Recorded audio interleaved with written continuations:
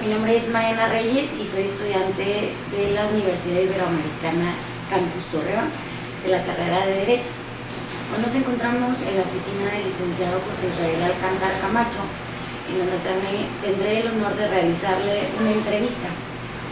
Esta entrevista va a ser acerca de los principios generales de la deontología profesional.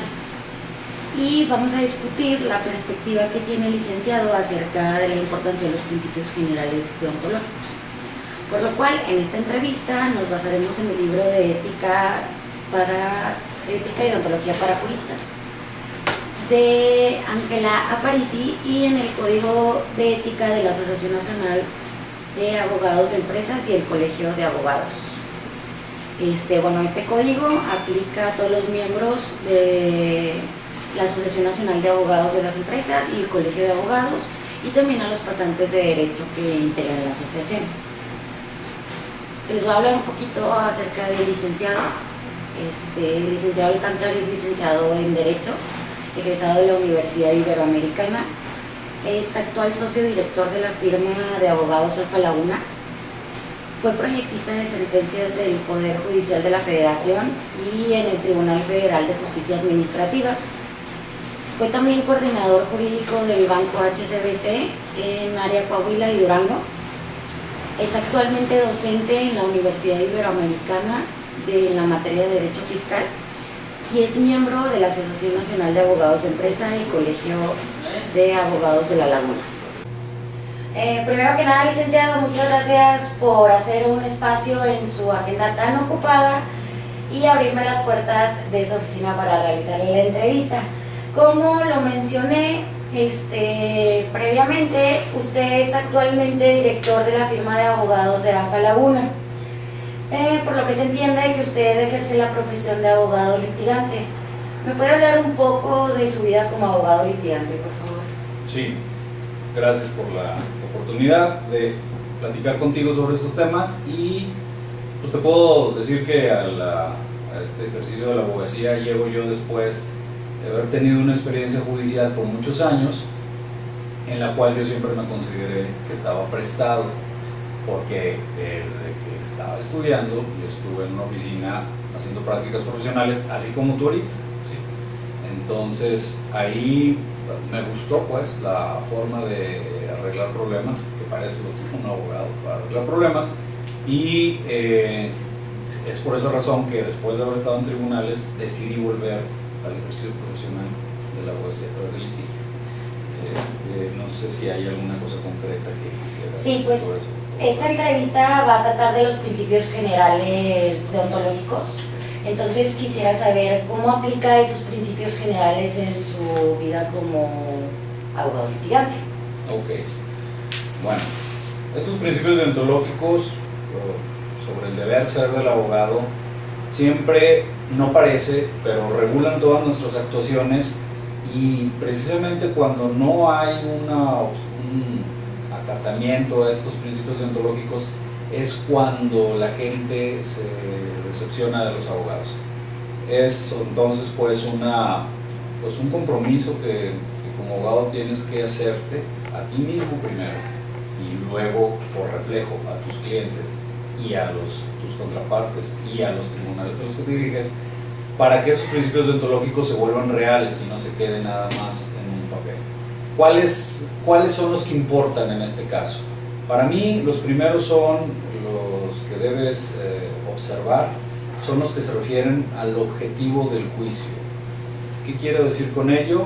Que cuando tú promueves un juicio debes tener muy claro qué es lo que estás buscando, qué es la finalidad que quieres alcanzar, y que la misma sea de utilidad para tu cliente, porque de lo contrario se vuelve un ejercicio inútil, gratuito, donde tu cliente tiene una idea de lo que va a lograr y tú sabes o tienes noción que eso no se lograría. Por eso tienes que ser muy claro: este juicio nos va a servir para esto, si es acorde a lo que usted busca, señor, sí o no, porque te digo, de no ser así, habría ahí una discrepancia entre lo que el cliente espera de ti y en lo que tú le puedes dar.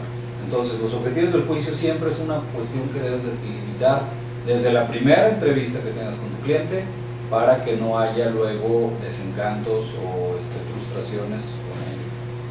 Otro principio deontológico que se traduce pues en una actuación concreta, más allá de la teoría, es si ese objetivo que estás persiguiendo es alcanzable o no dentro del contexto legal que te están planteando.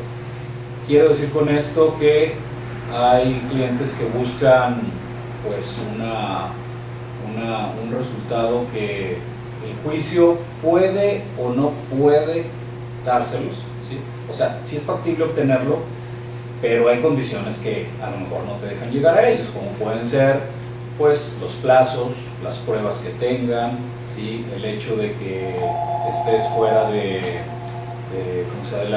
la jurisdicción que necesitas acudir, entre otras cuestiones que tienes que primero tú delimitar para que coincida lo que persigue el cliente, el objetivo, con el resultado que de veras puedas obtener, ¿sí? Ahí tienes que hacer una compatibilidad y se la tienes que explicar al cliente.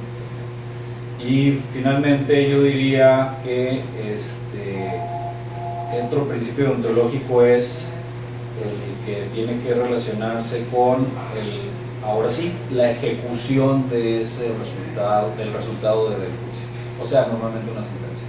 La sentencia tiene que lograr lo que se persiguió por el cliente y que coincidió con el resultado obtenido.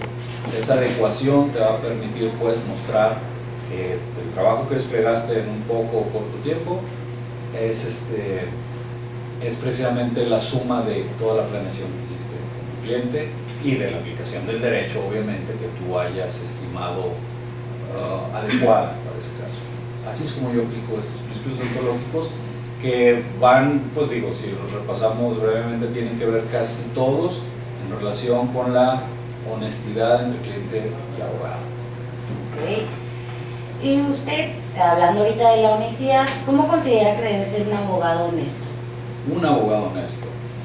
Un abogado honesto es un profesionista que se desempeña en su vida profesional de una forma congruente con lo que habla. O sea, hay muchas veces que me pasa que un cliente quiere escuchar una solución que no se le puede dar con la legislación actual, con la jurisprudencia vigente, con las pruebas que tiene, ¿sí? Con la posición de tu cliente respecto a su contraparte, etc. Entonces, siempre es importante decirlo, si es factible, por los precedentes y todo esto que te acabo de mencionar, llegar a lo que estamos buscando, o no lo es, o hay alguna solución intermedia.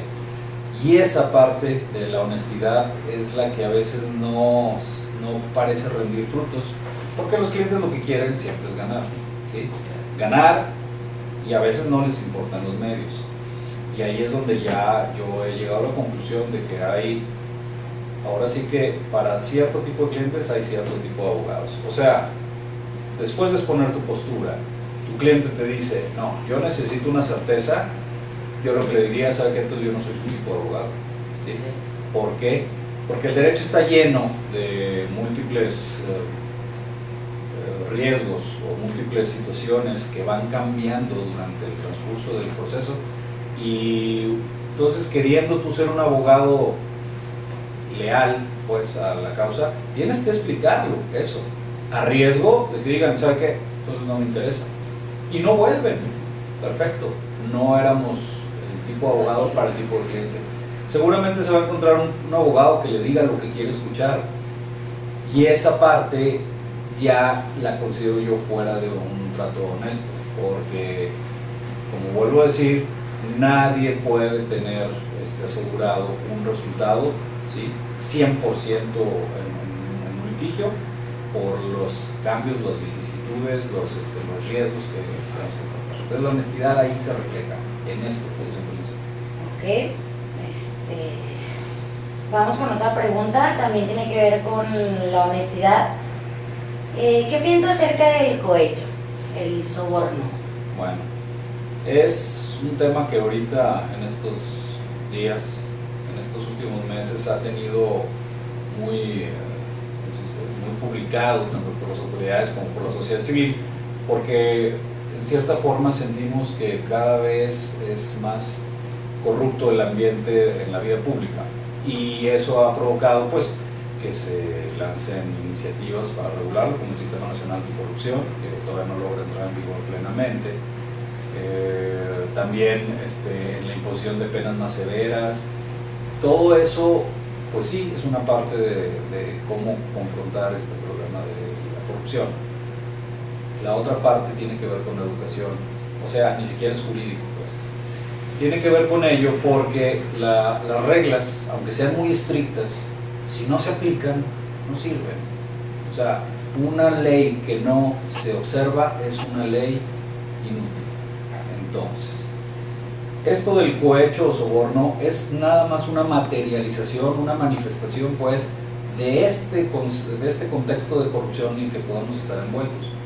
En lo personal, yo siempre he estado pues, muy en contra, incluso desde dando clases en Libero, porque estimo que se necesitan establecer compromisos desde la formación, o sea, desde la educación.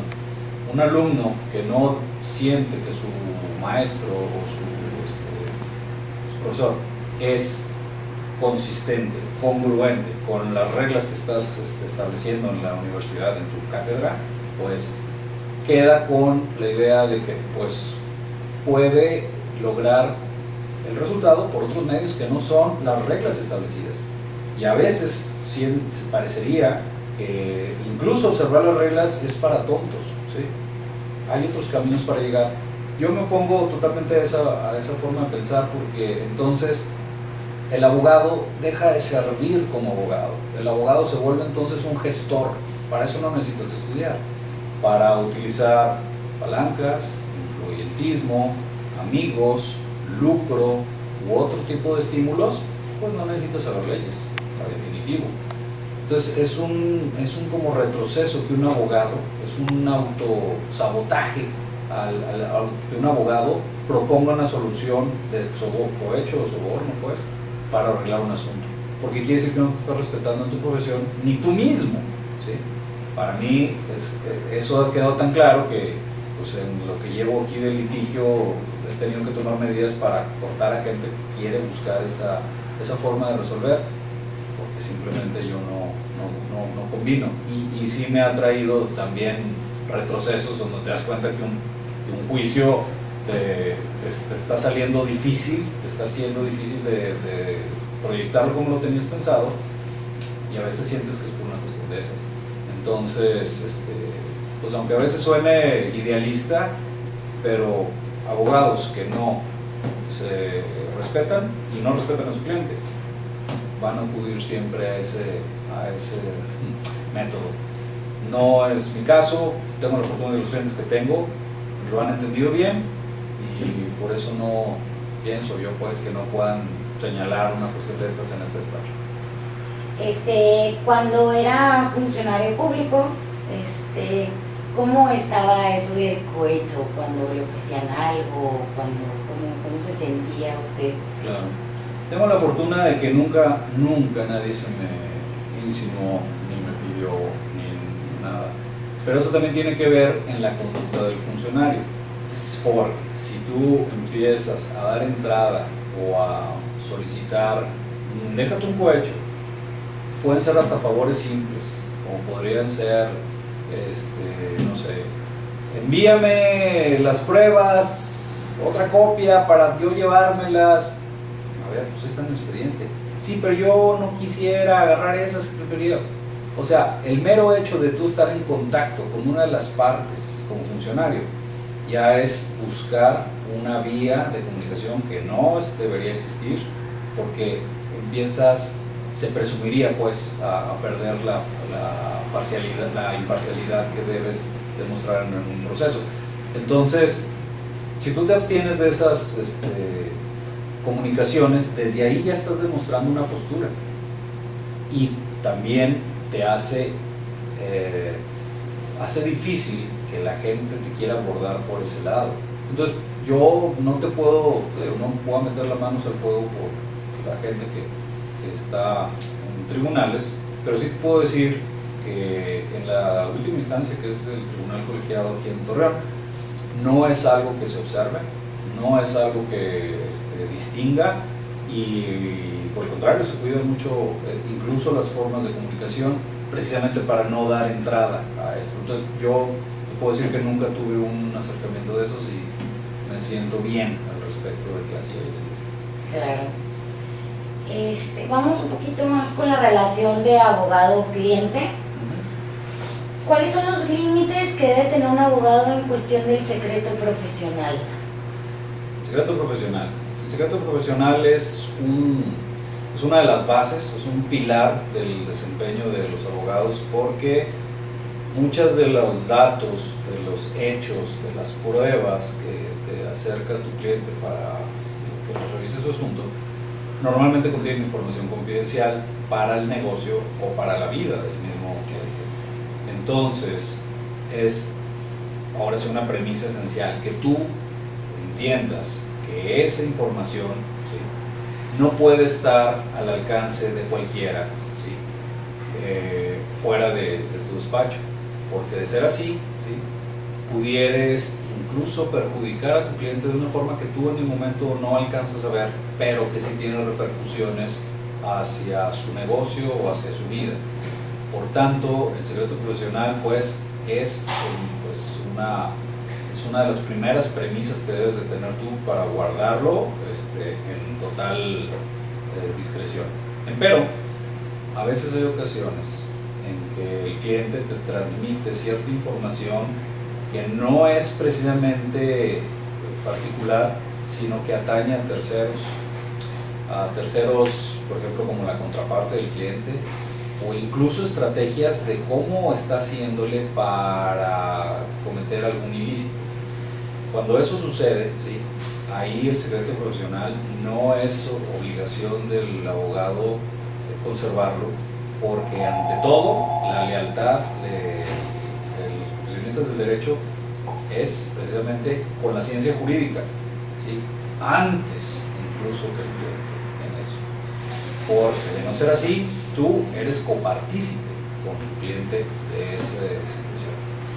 Ha llegado el caso que incluso yo le digo, en esas condiciones, volvemos a lo mismo, yo no soy tu tipo de abogado, y se los digo tal cual. O sea, no puedo lograr lo que pides, ¿sí?, con los métodos estos, y por ende pues quizás debieras buscar en otro lado, porque no soy yo la persona que necesitas. Va también relacionado con el secreto profesional. Una vez enterado de una información que no es compatible con tu conducta, lo mejor es o no aceptar el asunto, dejar el asunto incluso, o poner en conocimiento de las personas afectadas con la información que tienes esa parte del negocio, pues. Y es una cuestión pues que excepciona la obligación de conservar el secreto profesional, que a veces no es bien entendida, ¿sí?, sobre todo por las personas que piensan que el derecho nada más es un pretexto para lograr lo que siguen haciendo de forma ilícita, pero que ahora se ven obligados a tener que usar los servicios de un abogado por algún detalle en particular, ¿sí? No es mi caso. Yo pues cuando hay esta situación de secreto profesional que no voy a poder sostener, ¿sí?, porque implica estos aspectos que te voy a decir, se acaba. Ese sería su límite. Sí, y de hecho ha ocurrido.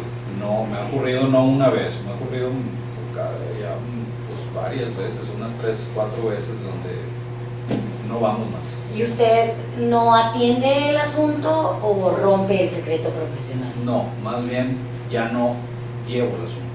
Okay. Sí, les digo, esto no puede ser así y te devuelvo tus papeles, ¿sí?, tal cual.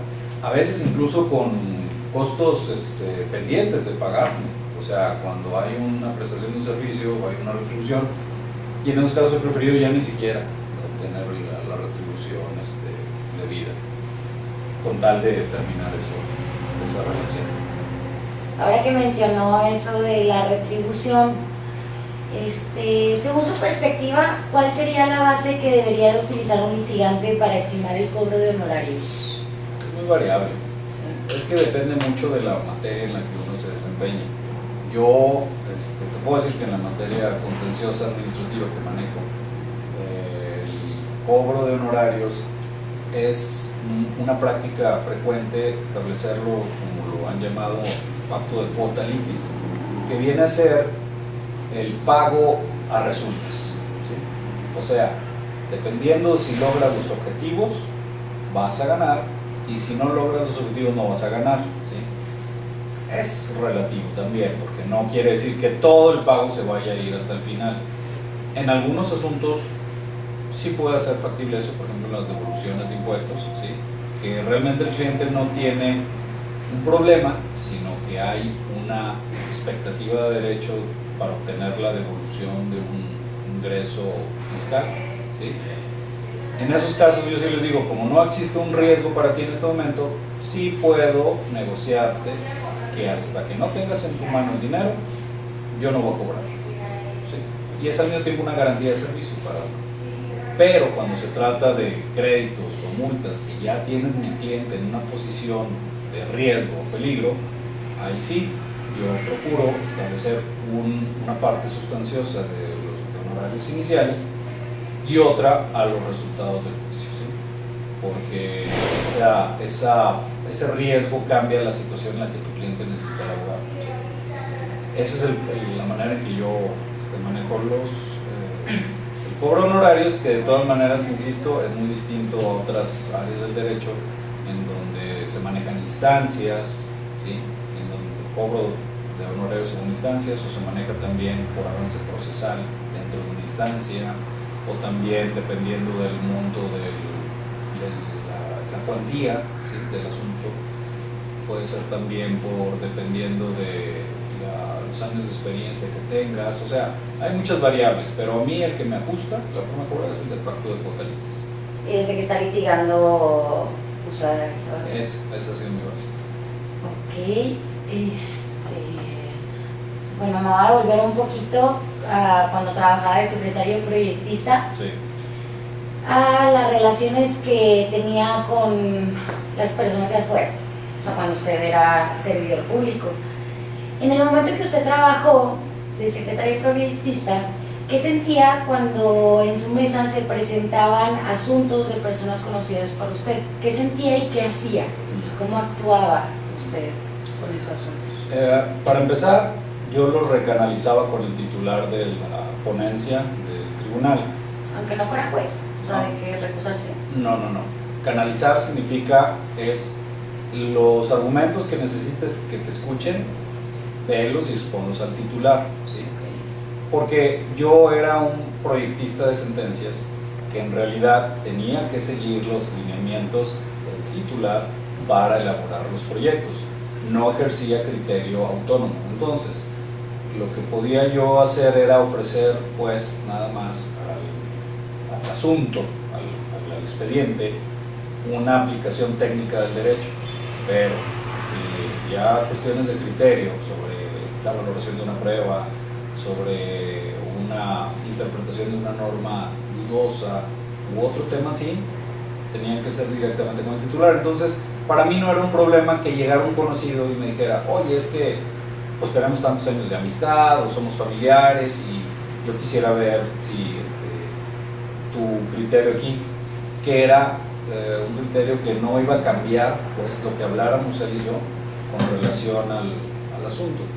Entonces nunca me significó un problema debido a que el titular era el que tenía que afrontar esto, y como los conocidos o familiares de uno no eran los conocidos y familiares de ellos, ¿sí? Entonces para el titular era otro justiciable más que se quería exponer un argumento en su caso y ya, pero conmigo como secretario proyectista no hubo ninguna diferenciación sobre familiar o amigo o desconocido. Muy bien, pues ya hemos cubierto bastante temas en esta conversación, pero antes de terminar le quiero preguntar si hay algo más de lo que quiera hablar usted.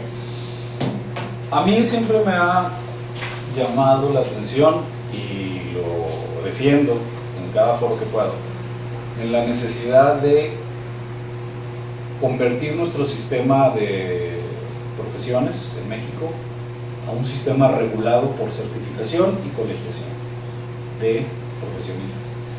Siento yo que es una materia en la que como profesionistas México estamos rezagados, porque en otros países sabemos que eso es la norma, incluso en países de Latinoamérica, pero que en México no se ha querido adoptar, y eso ha llevado a que las profesiones, incluido el derecho, se vean invadidas o estén llenas de personas que en realidad no mantienen vigentes sus experiencias, sus conocimientos profesionales para atender los asuntos, ¿sí? Y no obstante ello, lleven procesos, lleven juicios que a la larga conducen a resultados muy negativos para los clientes. Entonces, y aparte provocan que el mercado, pues, de servicios profesionales se vuelva una especie de subasta invertida, así les digo yo, porque ahora el que propone menos cobro de honorarios es el que se lleva el asunto. En países en donde está regulada la colegiación y la certificación profesionales, esos tipos de cobros no pueden proceder, y mucho menos la atención, porque si no demuestra este profesionista estar colegiado y certificado, es una infracción ofrecer este tipo de servicios y hasta constitutivo de delitos. En México hay ahorita actualmente un proyecto de iniciativa de reforma constitucional con ley reglamentaria para modificar esta situación e introducir la colegiación y certificación obligatorias. Los 3 principales colegios de abogados en México han estado muy fuertes para presionar en este tema, ¿sí? Yo, pues, en esta conclusión sobre deontología jurídica, considero que es muy importante que esto se lleve a cabo, ¿sí? Para mantener una integridad en la prestación de servicios profesionales y al mismo tiempo una correspondiente responsabilidad del cliente hacia el profesionista. O sea, no es nada más de mí hacia el cliente, sino del cliente hacia ti, lo cual no se va a poder lograr plenamente hasta que suceda esta modificación de que para poder ejercer tienes que estar certificado y tienes que estar colegiado por tus pares.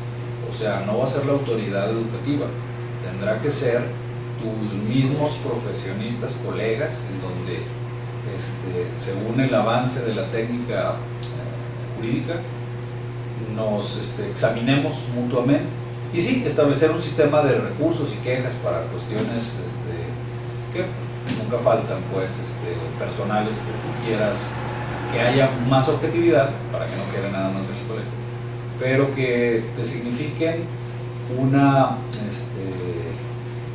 continuidad en tu preparación y no nada más un simple título colgado en la pared de hace muchos años que como cliente no le garantiza un servicio serio, y al mismo tiempo tú como abogado, que si para poder seguir ostentándote como abogado, ¿sí?, tengas ese reconocimiento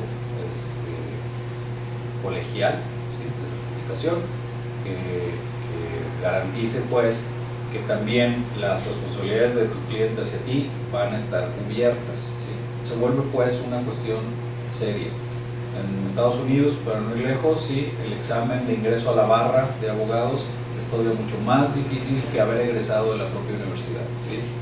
Entonces, yo quisiera algo similar para México, no precisamente eso, no precisamente el mismo sistema quizás, pero sí que garantice los resultados que acabo de hablar, que es la vigencia en el conocimiento y la organización colectiva de los profesionistas. Entonces, creo que le queda muy bien a la deontología jurídica, porque se convierte en la columna vertebral de estos temas, porque la conducta ética de los abogados, ¿sí?, es precisamente la materia de un colegio de abogados, ¿sí? Eso es lo que se debe, son las normas internas que rigen su actuación.